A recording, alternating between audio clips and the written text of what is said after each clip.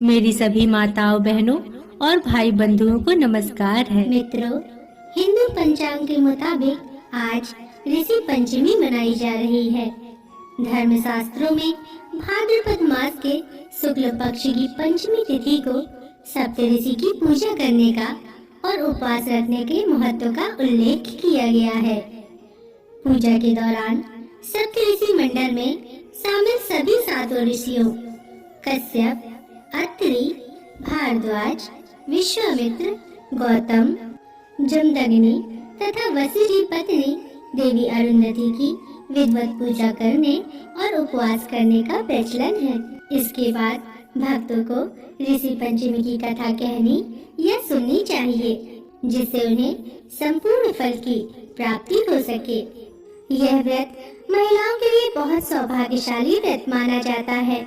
इस व्रत को रखने से महिलाएं रजस्वला दोष से मुक्त हो जाती हैं, यानी माहवारी के समय अगर किसी से कोई पाप या चूक हो गई है तो उन्हें उस पाप से मुक्ति मिल जाती है। मान्यता है कि अगर ऋषि पंचमी के दिन पूरी श्रद्धा से व्रत करके कथा की जाए या कथा सुनी जाए तो जीवन के सभी दुख दूर हो जाते हैं। मित्रों, वैसे तो सामान्य तौर पर भक्त ऋषि पंचमी की एक ही कथा सुन लेते हैं, परंतु आज मैं आपको सप्त ऋषि पंचमी की सातों संपूर्ण फलदायी कथा सुनाने जा रही हूँ। अतः आपसे निवेदन है कि कथा को पूरा सुनिएगा ताकि आपको भी संपूर्ण शुभ फल की प्राप्ति हो सके। तो चलिए सातों संपूर्ण कथाओं का रसपान करते हैं, परंतु उससे पहले मेरा आप सभी भाई बहनों से नम्र निवेदन है कि यदि आप चैनल में नए हैं या अभी तक आपने चैनल को सब्सक्राइब नहीं किया है तो कृपया करके चैनल को सब्सक्राइब अवश्य कर लीजिएगा और बगल में बनी हुई घंटी को जरूर दबा लीजिएगा ताकि मैं आपके लिए ऐसी ही पवित्र कथा कहानियाँ लाती रहूं। तो चलिए पहली कथा का रसपान करते हैं, अतः ध्यान से सुनिए। एक बार की बात है, एक नगर में एक ब्राह्मण अपनी पत्नी के साथ रहा करता था।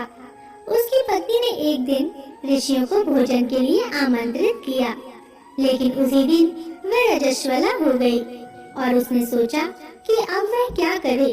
उसने तो ब्राह्मणों को भोजन पर आमंत्रित कर रखा है, अगर उसने उनको भोजन नहीं कराया, उनका सम्मान नहीं किया तो अनर्थ हो जाएगा। ऐसा सब सोच विचार करके दुविधा में वह अपनी पड़ोसन के पास गई और उससे पूछा, बहन, आज मैंने अपने घर ऋषियों को भोजन पर आमंत्रित किया है और आज ही मैं रजस्वला हो गई हूँ। अब तुम ही बताओ मैं क्या करूँ? पड़ोसन ने कहा, तू ऐसा कर, 7 बार नहा ले और 7 बार कपड़े बदल ले और फिर खाना बना ले।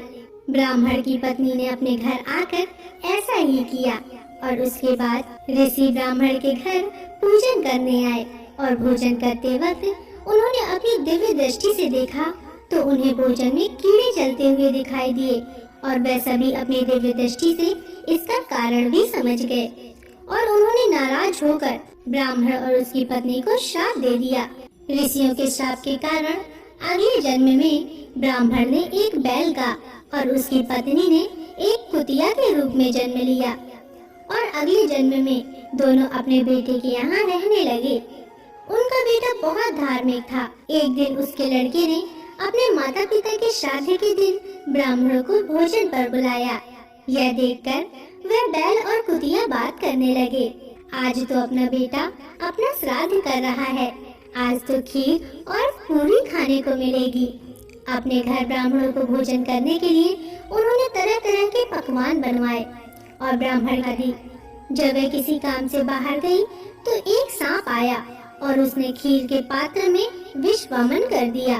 कुतिया के रूप में उसकी माँ ने यह सब कुछ देख लिया और उसने सोचा कि सभी ब्राह्मण ये खाना खाकर मर जाएंगे और मेरे बेटे बहू को ब्रह्म हत्या का पाप लगेगा। उसने उन्हें इस पाप से बचाने के लिए जाकर के उस बर्तन पर मुंह लगा दिया। जब कुतिया बर्तन पर मुंह लगा रही थी तब उसके लड़के की पत्नी ने उसे ऐसा करते हुए देख लिया। उसने गुस्से में आकर चूल्हे से जलती हुई लकड़ी निकाली और कुतिया को दे मारी। बेचारी कुतिया मार खाकर इधर उधर भागने लगी। वैसे तो उसकी बहू चौके में बचा हुआ खाना रोज उस कुतिया को डाला करती थी, लेकिन क्रोध के कारण उसने वह सब खाना आज बाहर फेंकवा दिया। इसके बाद सारे बर्तन साफ करके दोबारा खाना बनाकर ब्राह्मणों को बुलाया और भोजन करवाया। मित्रों, अब रात हो गई थी और रात के समय भूख से व्याकुल होकर वह कुतिया बैल के रूप में अपने पूर्व जन्म के पति के पास आकर बोली, स्वामी, आज तो मैं भूख से मरी जा रही हूँ। वैसे तो मेरा पुत्र रोज मुझे खाने के लिए कुछ न कुछ देता था, लेकिन आज मुझे कुछ नहीं मिल सका। मैंने तो सांप की विषैली खीर के बर्तन को इसलिए छुआ था ताकि उनको ब्रह्म हत्या का पाप न लगे। इस कारण से उसकी बहू ने मुझे बहुत मारा और खाने को भी कुछ नहीं दिया। तब उस बैल ने कहा, तेरे पापों के कारण तो मैं भी आज इसी योनि में पड़ा हूँ और आज बोझ ढोते ढोते मेरी कमर टूट गई है। आज मैं भी खेत में दिन भर हल जोतता रहा और अपने पुत्र ने आज मुझे भी भोजन नहीं दिया और मुझे भी मारा। मुझे इस प्रकार कष्ट देकर उसने इस श्राद्ध को निष्फल कर दिया। मित्रों, अपने माता पिता की इन बातों को उनके बेटे ने सुन लिया और वह उनके दुख से बहुत दुखी हुआ। उसने उसी समय उन दोनों को भरपेट भोजन कराया और फिर दुखी होकर वह वन में चला गया। वन में जाकर उसने ऋषियों से पूछा, हे ऋषि, मुझे बताइए, मेरे माता पिता किन कर्मों के कारण इस नीच योनि को प्राप्त हुए हैं और आप किस प्रकार उन्हें इस योनि से छुटकारा मिल सकता है। तब ऋषि बोले, तुम उनकी मुक्ति के लिए अपनी पत्नी के साथ मिलकर ऋषि पंचमी का व्रत धारण करो और उसका फल अपने माता पिता को दो। ऋषियों के कहे अनुसार भाद्रपद महीने के शुक्ल पंचमी को मुख शुद्ध करके उन्होंने पवित्र नदी के जल से स्नान कर और नए रेशमी कपड़े पहनकर सप्त ऋषियों का पूजन किया और सारा पूजन उसने अपनी पत्नी के साथ मिलकर पूरे विधि विधान से किया और उसका पुण्य अपने माता पिता को दे दिया। इसके फलस्वरूप वह दोनों पशु योनि से छूट गए। व्रत पूरे होते ही आकाश से विमान आया। बैल सुंदर पुरुष और कुतिया सुंदर स्त्री के रूप में आ गई। दोनों विमान में बैठकर स्वर्ग को गए। हे ऋषि भगवान, जैसे ब्राह्मणी के दोष दूर किए वैसे सबके दूर करना, जैसे उनको मोक्ष दिया वैसे सभी को देना। मित्रों, अब मैं आपको ऋषि पंचमी की दूसरी कथा का रसपान कराने जा रही हूँ, अतः ध्यान से सुनिए। बहुत समय पहले की बात है। विदर्भ देश में एक सदाचारी ब्राह्मण रहता था। उसकी पत्नी बड़ी पतिव्रता थी, जिसका नाम सुशीला था। उस ब्राह्मण के एक पुत्र और एक पुत्री, ये दो संतान थी। विवाह योग्य होने पर उसने समान कुलशील वर के साथ कन्या का विवाह कर दिया, परंतु दैव योग से कुछ दिनों बाद ही वह विधवा हो गई।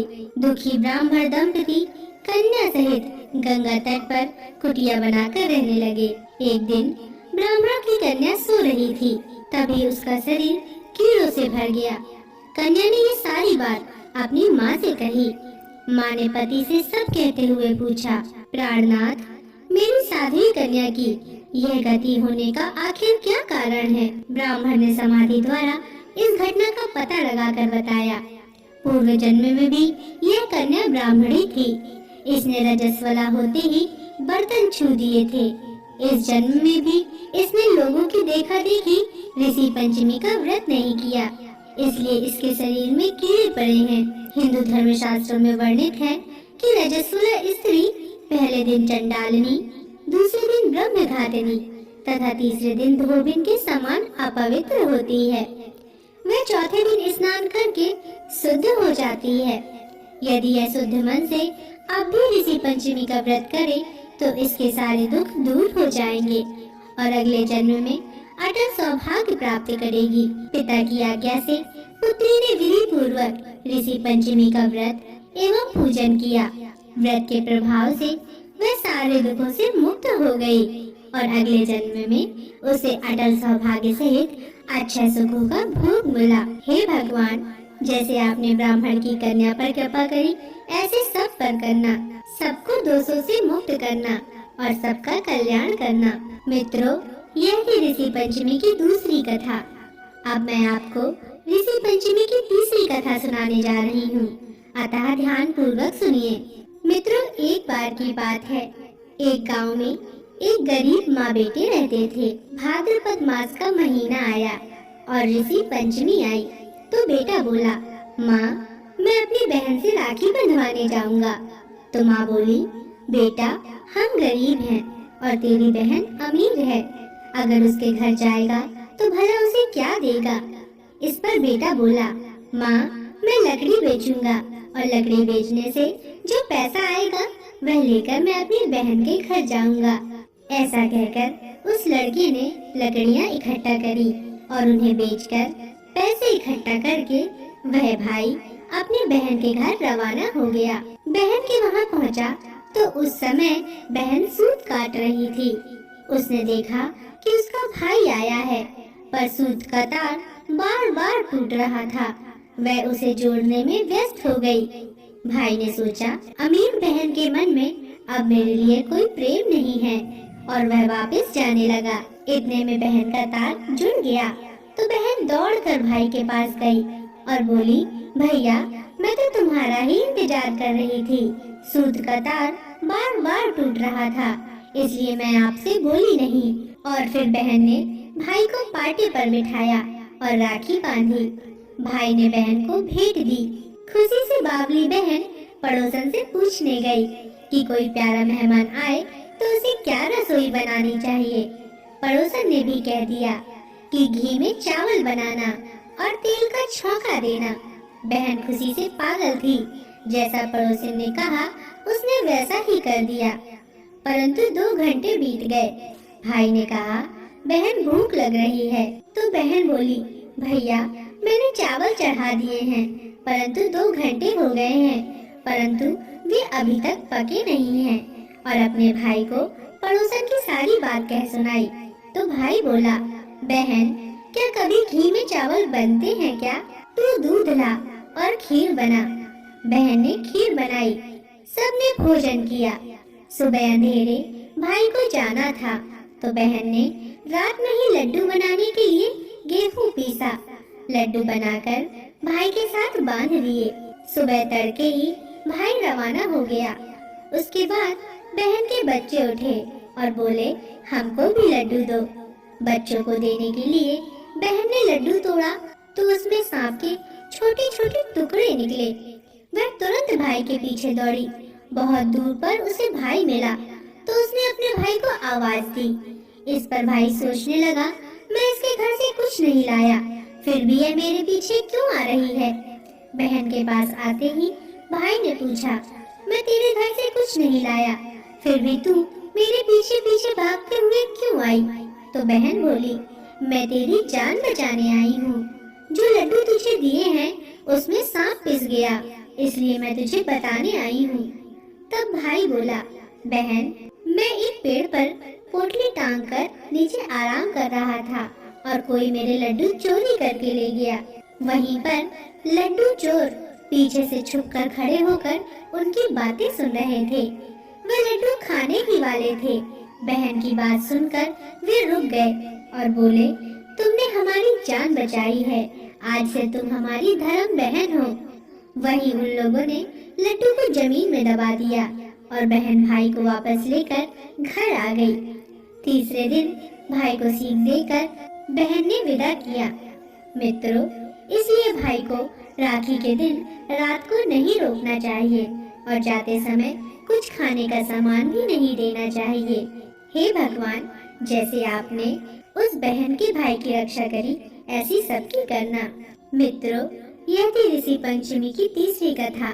अब मैं आपको ऋषि पंचमी की चौथी कथा सुनाने जा रही हूँ, अतः ध्यान से सुनिए। एक बार की बात है, एक ऋषि मुनि अपने रास्ते पर जा रहे थे। जिस रास्ते पर ऋषि मुनि जा रहे थे वहाँ पर एक स्वर्ण मुद्रा का सिक्का पड़ा हुआ था। स्वर्ण मुद्रे के सिक्के को देखकर ऋषि मुनि रुक गए और उन्हें उठाकर अपने पास रख लिया और सोचा कि मैं इस सिक्के का क्या करूँगा। यह स्वर्ण मुद्रा का सिक्का मैं किसी गरीब को दे दूंगा, जिससे उसका भला हो जाएगा। यह स्वर्ण मुद्रा का सिक्का हमारे किसी काम का नहीं है, यह हमें दान में ही देना चाहिए। और उसे लेकर वह अपने घर आ गए। ऋषि मुनि को काफी ढूंढने पर भी कोई ऐसा गरीब नहीं मिला जो सिक्के लेने का सही अधिकार रखता हो। तो ऋषि मुनि बड़े परेशान हो गए और सोचने लगे कि मैं यह किसे दूं। फिर एक दिन ऋषि मुनि नहा धोकर अपने द्वार पर खड़े थे।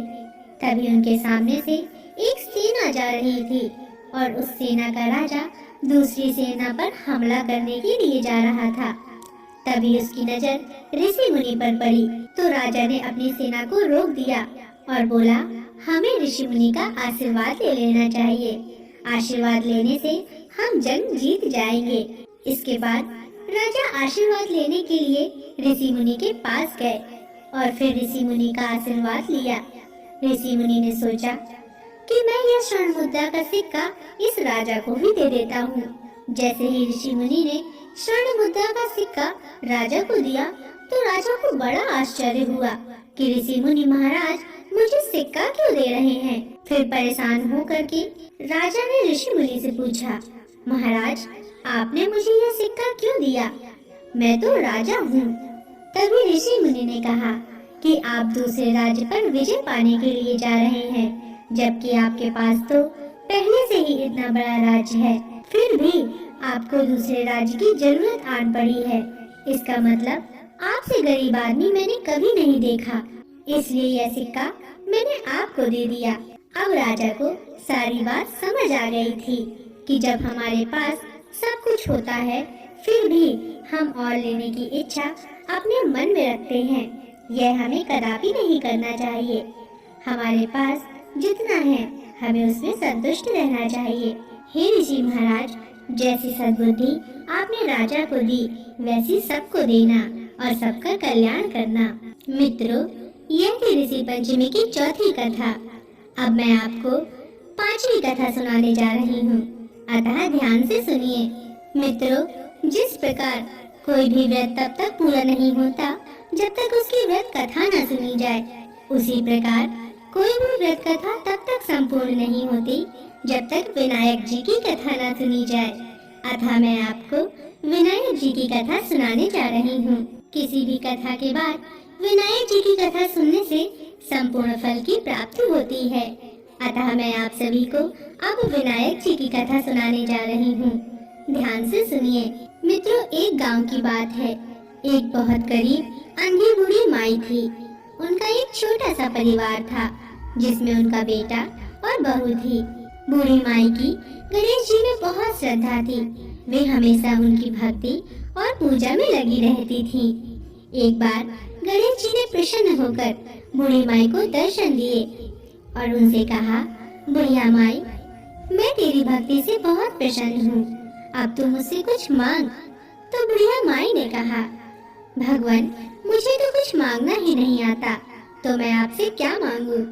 तब गणेश जी बोले, अच्छा ठीक है, मैं कल फिर आऊंगा। तू अपने बहू बेटे से पूछना और उनसे पूछकर कुछ मांग लेना। बुढ़िया बोली, ठीक है। फिर बुढ़िया माई अपने बेटे बहू से बोली, आज मुझे प्रभु विनायक बाबा ने स्वयं दर्शन दिए हैं और उन्होंने मुझसे वर मांगने को कहा है। मुझे तो पता नहीं कि क्या मांगना चाहिए, तो तुम दोनों ही कुछ सोच समझ कर बताओ कि मुझे क्या मांगना चाहिए। विनायक बाबा कल फिर आएंगे। बेटे ने कहा कि माँ धन दौलत मांग ले और फिर अपनी बहू से पूछा तो वह बोली, सासू जी, हमारी शादी को काफी समय हो गया है और आपको पोता भी चाहिए, तो क्यों ना पोता ही मांग लो। तो बुढ़िया माई ने सोचा कि यह दोनों तो अपने मतलब की चीज मांग रहे हैं, तो क्यों ना मैं अपनी प्यारी सहेली से पूछती हूँ, वो सही सलाह देगी। ऐसा सोचकर बुढ़िया माई अपने पड़ोसन के पास जाती हैं और जाकर पूछती हैं, बहन, मुझे विनायक बाबा ने दर्शन दिए और मुझसे कुछ वर मांगने को कहा, क्योंकि मुझे कुछ सूझा नहीं कि मैं क्या मांगूं। तो उन्होंने कहा कि तू अपने बहू बेटे से पूछ लेना और फिर मुझे बताना, मैं कल फिर आऊंगा। जब मैंने अपने बहू बेटे से पूछा तो बेटा बोला कि धन मांग लो और बहू बोली कि पोता मांग लो। मुझे ये दोनों ही बातें उनके अपने मतलब की लगी, इसलिए अब मैं तुम्हारे पास आई हूँ। तुम मुझे सलाह दो कि मुझे क्या मांगना चाहिए। तब पड़ोसन बोली कि ना तू धन मांग, ना तू पोता मांग, तू थोड़े दिन तो जिएगी, सो तू आंखें मांग ले। ऐसा सुनकर बूढ़ी माई को ये बात भी सही नहीं लगी। उन्होंने पड़ोसन की बात भी नहीं मानी। सरल सी बुढ़िया माई घर पर जाकर सोचने लगी कि ऐसा क्या वरदान मांगा जाए जो सिर्फ किसी एक के लिए ना हो, बल्कि उस वरदान का शुभ फल सभी को प्राप्त हो। ऐसा सोचते सोचते बुढ़िया ने रात गुजार दी। अगले दिन गणेश जी आए और बोले कि बुढ़िया माई आज कुछ मांग ले। तब वह बोली, हे विनायक, आंख दे जिससे सोने के कटोरे में पोते को दूध पीता देखूं। सुहाग दे, निरोग काया दे, 9 करोड़ की माया दे। बेटा पोते पर पोते, दुनिया में भाई भतीजे, सारे पूरे परिवार को सुख दे, मोक्ष दे। तब गणेश जी बोले, माई तूने तो मुझे ठग लिया और सब कुछ मांग लिया। और मुस्कुराते हुए बोले, परंतु जैसे तुमने कहा सब वैसा ही होगा। और यह कहकर गणेश जी अंतर ध्यान हो गए। बुढ़िया माई को गणेश जी की कृपा से सब कुछ मिल गया। हे गणेश जी, जैसे बुढ़िया माई को दिया वैसे सबको देना। श्री गणेश भगवान की जय। मित्रों, यह थी ऋषि पंचमी की 5वीं कथा। अब मैं आपको ऋषि पंचमी से संबंधित 6वीं कथा सुनाने जा रही हूँ, अतः ध्यान से सुनिए। मित्रों, किसी भी व्रत कथा को कहते समय तुलसी माता की व्रत कथा जरूर कहनी चाहिए, क्योंकि हिंदू पुराण में माता तुलसी बहुत ही शुभ और पूजनीय मानी गई है। अतः उनकी उपस्थिति वहाँ पर हमेशा शुभ फल ही प्रदान करती है। इसी के परिणाम स्वरूप भगवान विष्णु को भी भोग के लिए तुलसी का प्रसाद लगाया जाता है। अतः अब मैं आपको माता तुलसी की कथा सुनाने जा रही हूँ, अतः ध्यान से सुनिए। मित्रों, कार्तिक महीने में सब औरतें तुलसी माता को सींचने जाती थी। सब तो सींच कर आ जाती थी, परंतु एक बूढ़ी माई तुलसी माता को आती, उन्हें सींचती और कहती, हे तुलसी माता, सत की दाता, मैं बिलड़ा सींचूं तेरा, तू कर निस्तारा मेरा। तुलसी माता अड़ुआ दे, लड़ुआ दे, पीताम्बर की धोती दे, मीठा मीठा गास दे, वैकुंठ का वास दे, चटके की चाल दे, पटके की मौत दे, चंदन की काठ दे, झालर की झंकार दे, साईं का राज दे, दाल भात का जीवन दे, 11 की मौत दे और श्री कृष्ण का कान्हा दे। यह बात सुनकर तुलसी माता सूखने लगी। भगवान ने पूछा, हे तुलसी, तुम क्यों सूख रही हो? तुम्हारे पास तो इतनी औरतें रोज आती हैं, तुम्हें मीठा भोग लगाती हैं और गीत गाती हैं। तब तुलसी माता ने कहा, हे भगवान, सब औरतें मेरे पास आती हैं, परंतु उनमें से एक बूढ़ी माई रोज आती है और इस तरह की बात कहती है। मैं सब कुछ तो दे दूंगी, पर मैं श्री कृष्ण का कांधा कहाँ से दूंगी? तब भगवान बोले, हे तुलसी, तुम चिंता मत करो, वह मरेगी तो मैं इसे स्वयं कान्हा देने जाऊंगा। कुछ समय पश्चात बूढ़ी माई का देहांत हो गया। सारे गांव वाले एकत्रित हो गए और बूढ़ी माई को लेकर जाने लगे, पर वह इतनी भारी हो गई कि किसी से भी नहीं उठी। सबने कहा, इतना पूजा पाठ करती थी, पाप नष्ट होने की माला फेरती थी, फिर भी इतनी भारी कैसे हो गई? तब अरे आजकल कोई पोस्ट नहीं कर रही हो तुम? बिग प्रॉब्लम है, पहले सफेद बाल आ गए। ये तो 15 रुपए वाली प्रॉब्लम है। Godrej expert rich care mini pack 15 रुपए में। इसका 10 गुना एलोवेरा आपकी सफेद बालों की करे देखभाल और बाल देखे सॉफ्ट एंड शाइनी। वाह, नाखो लाइक सिर्फ 15 रुपए में। गोदरेज एक्सपर्ट। फिर भी इतनी भारी कैसे हो गई? तब वहाँ बूढ़े ब्राह्मण के रूप में भगवान आए और वहाँ खड़े लोगों से उन्होंने पूछा, भाई ये भीड़ कैसी है? तब वहाँ खड़े लोग बोले, ये बूढ़ी माई मर गई हैं, पापिन थी, इसलिए भारी हो गई है, किसी से भी नहीं उठ रही है। तब भगवान ने कहा, मुझे इसके कान में एक बात कहने दो, तो शायद ये उठ जाए। भगवान ने बूढ़ी माई के पास जाकर कान में कहा, बूढ़ी माई मन की निकाल ले, अड़ुआ ले, गड़ुआ ले, पीताम्बर की धोती ले, मीठा मीठा ग्रास ले, बैकुंठ का वास ले, चटक की चाल ले, चंदन की काठ ले, झालर की झंकार ले, दाल भात का जीवन ले और श्री कृष्ण का कांधा भी ले। इतना सुंदर था कि बुढ़िया हल्की हो गई। भगवान अपने कंधे पर ले गए और बुढ़िया को मुक्ति मिल गई। हे तुलसी माता, जैसी मुक्ति बूढ़ी माई की करी वैसी हमारी भी करना, और जैसे उसको कांधा मिला वैसा सभी को देना। जय तुलसी माता की। यह थी 6वीं कथा। अब मैं आपको 7वीं कथा सुनाने जा रही हूँ, अतः ध्यान से सुनिए। मित्रों, एक लप्सी था और एक तपसी था। तपसी हमेशा भगवान की तपस्या में लीन रहता था और लप्सी रोजाना 1.25 सेर की लापसी बनाकर भगवान को भोग लगाया करता था और फिर उसी को जीम लेता था। एक दिन दोनों लड़ने लगे। तपसी बोला, मैं रोज भगवान की तपस्या करता हूँ, इसलिए मैं बड़ा हूँ। लप्सी बोला, मैं रोज भगवान को 1.25 सेर का लापसी का भोग लगाता हूँ, इसलिए मैं बड़ा हूँ। उसी समय नारद जी वहाँ से गुजर रहे थे। दोनों को लड़ता देखकर उनसे पूछा कि तुम क्यों लड़ रहे हो। तब तपसी ने खुद को बड़ा होने का कारण बताया और लप्सी ने अपना कारण बताया। नारद जी बोले, तुम्हारा फैसला मैं कर दूंगा। दूसरे दिन लप्सी और तपसी नहाकर अपनी रोज की भक्ति करने आए तो नारद जी ने छुपकर 1.25 करोड़ की एक अंगूठी उन दोनों के आगे रख दी। तपसी की नजर जब अंगूठी पर पड़ी तो उसने चुपचाप अंगूठी उठाकर अपने नीचे दबा ली और लप्सी की नजर जब अंगूठी पर पड़ी तो उसने ध्यान नहीं दिया और भगवान को भोग लगाकर लापसी खाने लगा। इसके बाद नारद जी सामने आए तो दोनों ने पूछा कि नारद जी, हम दोनों में कौन बड़ा है। तब नारद जी ने तपसी से खड़ा होने को कहा। वो खड़ा हुआ तो उसके नीचे दबी हुई अंगूठी दिखाई पड़ी। नारद जी ने तपसी से कहा, तपस्या करने के बाद भी तुम्हारी चोरी करने की आदत नहीं गई, इसलिए लप्सी बड़ा है और तुम्हें तुम्हारी तपस्या का कोई भी फल नहीं मिलेगा। तपसी बहुत शर्मिंदा हुआ और शर्मिंदा होकर माफी मांगने लगा। उसने नारद जी से पूछा, हे नारद जी, मुझे मेरी तपस्या का फल कैसे मिलेगा। तब नारद जी ने कहा, यदि कोई गाय और कुत्ते की रोटी नहीं बनाएगा तो फल तुझे मिलेगा।